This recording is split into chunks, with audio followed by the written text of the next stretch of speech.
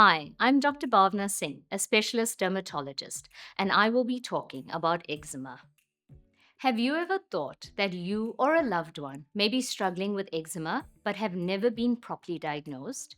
Or maybe you just have very dry skin and are not sure how to deal with it. I want to try and help you understand the difference between dry skin and eczema, what can be the causes, and the best ways to treat them. The term eczema is often used very broadly to describe any dry, itchy rash over the body, but in fact, there is a difference between the two, with eczema being a specific skin disorder. Eczema is often characterized by dry skin, but not everybody with dry skin has eczema. Let's start with a basic understanding of the skin function in hydration. The skin's very top layer is known as the epidermis. In this layer is the stratum corneum, which is very important to provide a barrier for the skin to prevent water loss and keep it hydrated. When the water level in this area drops, that's when the skin begins to get rough and dry. The layer is also important for producing important fats known as lipids and ceramides and natural moisturizing factor, which draws water and keeps water into the skin. When the skin barrier is disrupted, environmental irritants and allergens can enter the skin. Dry skin is commonly described as rough or flaky and can become itchy. It may be due to conditions such as atopic eczema or psoriasis, but is not always as a result of a particular skin disorder. It can be due to environmental conditions such as dry, cold weather with low humidity, also due to habits of individuals such as excessive washing or using fragranced harsh soaps or detergents, and not frequently applying moisturizers. Other factors that can contribute are aging skin, poor nutrition, and medical conditions such as an underactive thyroid. Eczema is the name given to a group of inflammatory skin conditions that are characterized by dry, scaly, and itchy patches, bumps, and sometimes blisters or infection.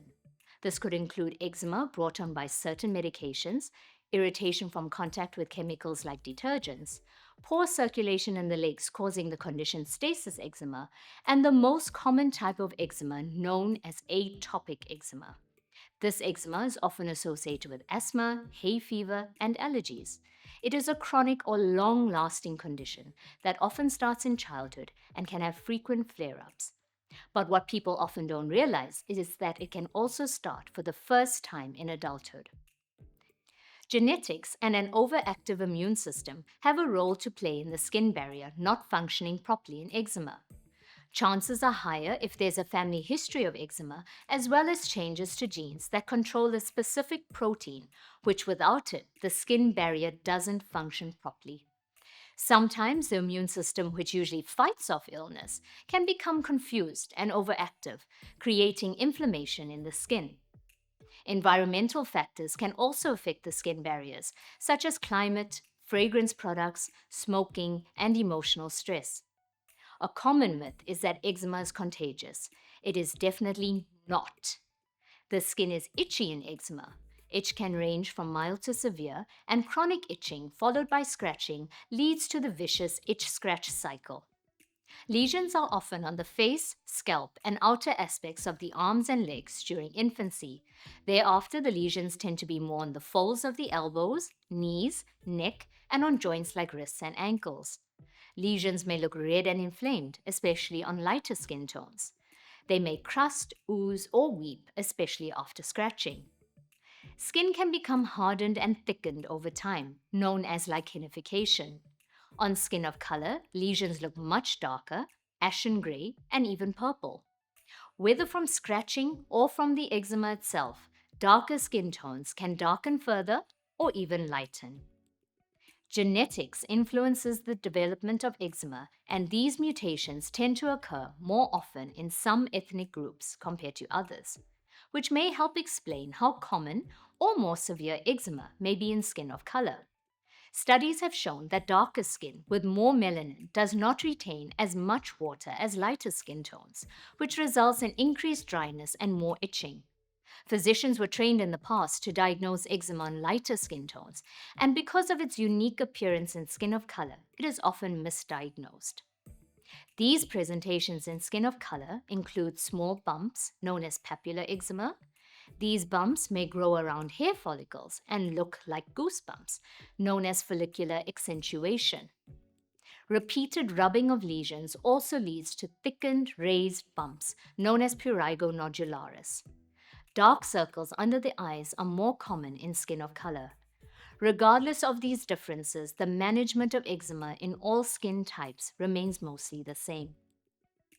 Proper bathing habits, regular application of moisturizers, and avoidance of triggers are important in managing eczema. Know what triggers your eczema and avoid it. Avoid things that may aggravate itching, such as excessive heat, woolen or synthetic clothes. Keep nails short to prevent scratching. Proper hygiene is important to keep lesions free of crusting and infection. Have short baths or showers once a day with warm, not hot water, using a moisturizing cleanser or cleansing oil. After bathing, pat yourself dry and moisturizer should be applied immediately to damp skin. Moisturizers prevent water loss and add water to the outer layers of the skin, providing a protective film. Something I see very often is the use of aqueous cream in eczema. Aqueous cream is a poor moisturizer and is even no longer recommended as a soap substitute in eczema, as some may contain the ingredient sodium lauryl sulfate, which can irritate the skin and make eczema worse. Topical treatments are those applied directly to the skin. Prescription topical corticosteroids are the main eczema treatment and are used for short periods and for eczema flares to avoid side effects. Other treatments include antihistamines for itching, immunosuppressants, phototherapy, and injectable biologics, depending on the patient profile and eczema severity. Applying topicals under wraps is an effective way to improve its absorption, where the medicated creams and moisturizers are applied to the affected areas and then covered with a damp bandage or clothing, and over that a dry bandage or clothing, and left on overnight. You may wish to seek alternative therapies such as homeopathic medicine, and it's understandable people have different beliefs, and some may do so out of desperation.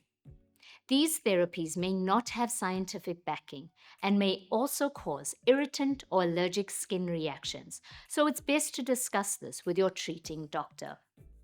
Oat flour has been shown to be a tolerable and effective ingredient in a variety of personal care products and is among the few natural products approved by the FDA as an over-the-counter skin protectant. It has anti-inflammatory, anti-itch, antioxidant, antifungal, prebiotic, and barrier repair properties. It can be used in the form of lotions and body washes. Considering the chronic nature of eczema, oat flour has the advantage of being steroid sparing and can reduce the amount of steroid used by providing symptom relief in mild to moderate eczema.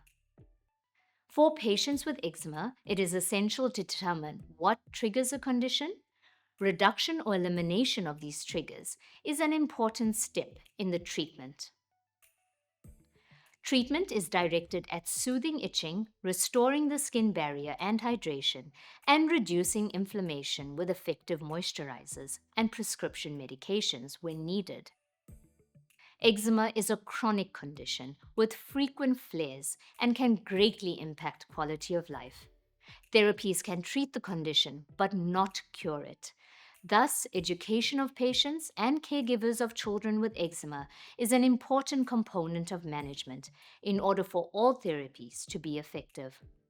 It is best to consult a specialist dermatologist for proper diagnosis if you are unsure of any rash you or a loved one may have that isn't responding to treatment.